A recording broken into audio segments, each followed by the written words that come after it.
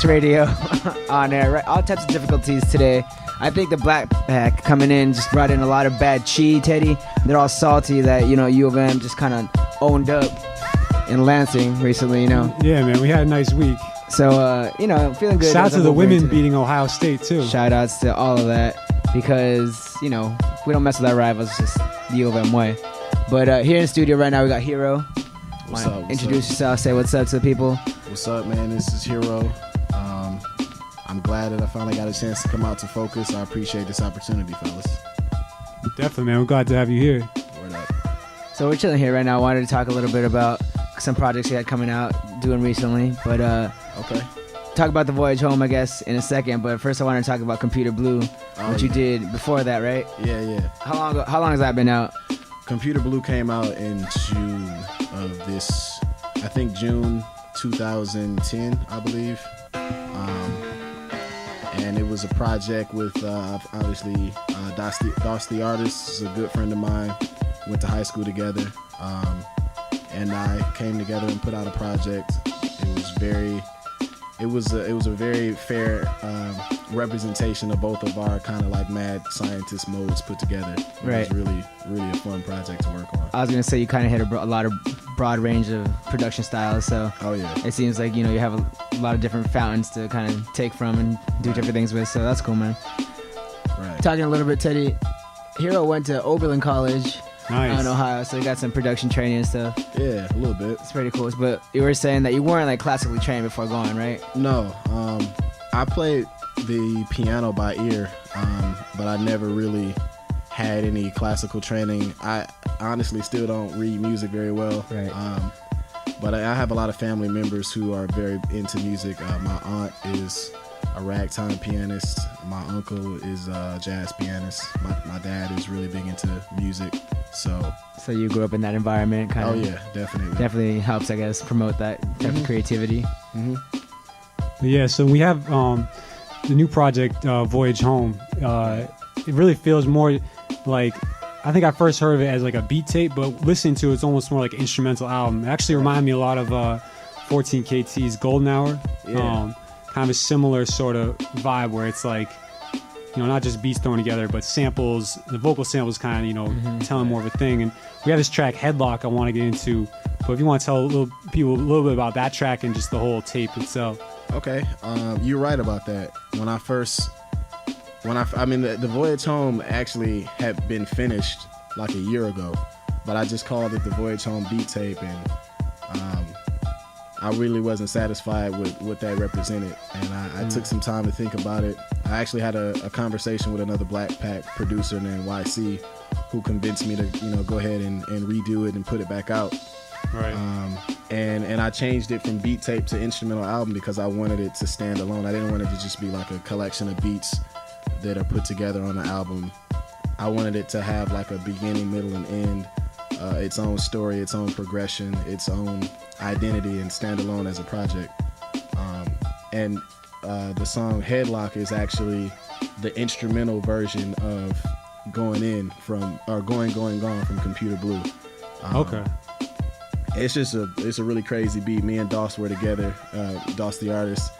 I was working on a beat and he liked where it was going, so he told me to keep at it, and we just kind of played with it, and eventually became what it was. Nice. So this is track 2 off the album, right? Yep. Make sure you check out Hir-O. That's hir-o.bandcamp.com. Pick up the album. Voyage Home. It's Headlight Focus Radio. Keep it locked. Distant flickering, screen of scenery. Throw a stranger an unexpected smile. I don't believe any of it. This isn't condensation. I'm going outside and take it all. Going, take it all. Going, take it all. Going, take it all.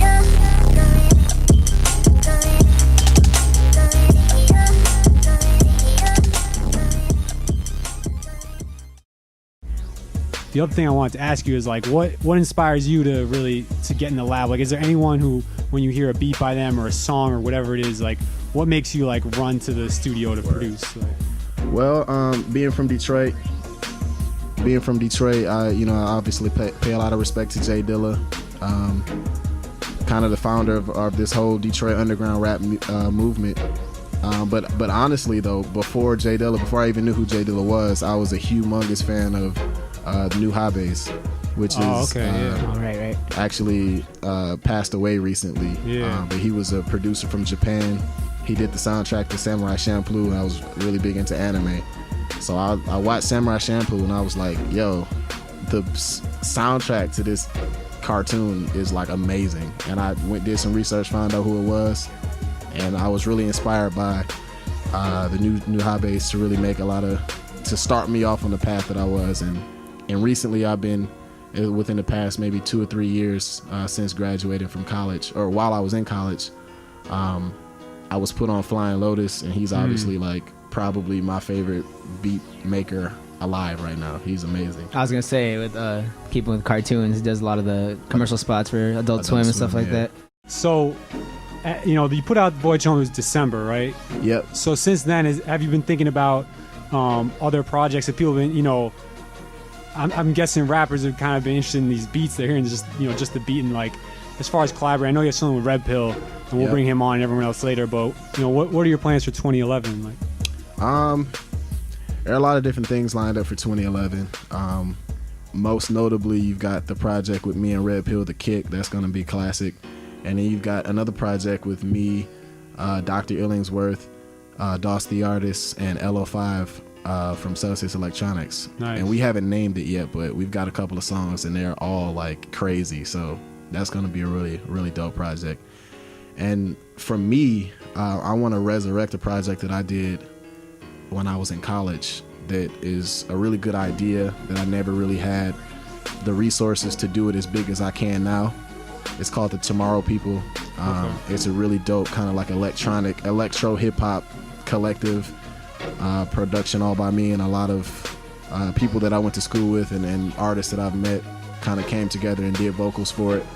So I'm going to redo that, and I think that's going to be a really, really good project, and I can't wait to let you guys hear it. Has it always been that way, where you kind of just feel, I mean, I'm sure before your style has changed over the years, but has it always been that way, where you kind of be so free with your beats or the way that you produce? Or sometimes a little more conservative? Yeah, I've always been.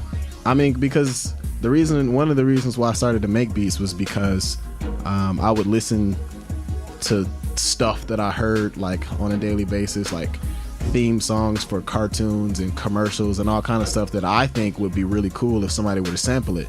But like, it's always been taboo to do things like that. So I figure, like, let me try it. Let me see what I can do. And I've always, like, from the jump, like, my inspiration for making beats was out of a necessity to do something different. So I think that's always going to be a part of my identity as a producer. And so, last thing, just real quick, you mentioned New Hobbies being like, producing Afro Samurai, right? Is the same as Samurai the American version. But other than hearing that music, has it kind of, I mean, it seems like the Voyage Home is a more futuristic album. You mentioned Tomorrow People, also kind of a title where it comes out a lot of future. Has anime at all, or like, the cartoons that you watch, TV shows influenced that? Is that kind of? I mean, yeah, I'm a product of my generation. Right. Like, I'm into science fiction. I'm into comic books. As something that's been a part of my childhood, and it's something that expresses itself pretty freely through me. And it's no wonder that the musical influences that I have such an effect on the sounds that come from my music, because it's all around me. I kind of have always really been pulled in that direction. So that's something that I'm always probably going to stick with. We're going to get into one more beat before we start like the full cipher. This one's called Commonwealth. It's gonna be another highlight from the tape. You want to tell people a little bit about this one? Yeah, Commonwealth is the street that my aunt used to live on, the one that's a ragtime pianist, and I spent a lot of time over there. It's a really artsy neighborhood. I spent a lot of time over there kind of soaking in a lot of that culture, and this beat was kind of just like a reflection on that part of my life. So cool. Just about to get into this, but stay tuned. We have all sorts of MCs coming to the mic. Too many to mention. So keep it locked, Focus Radio.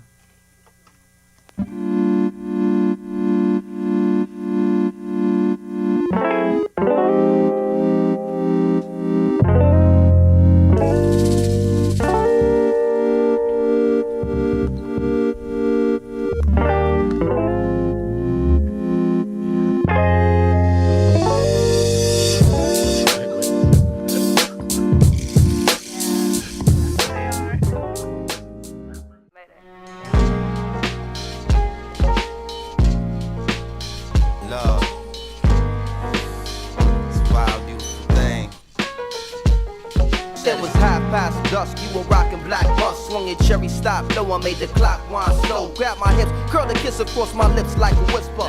Blue Train title track playing on the system. Listen, it's John C. You hummed the melody and pitch your own key. You was my quiet storm water sign. Push me to the borderline, love the rumble all the time.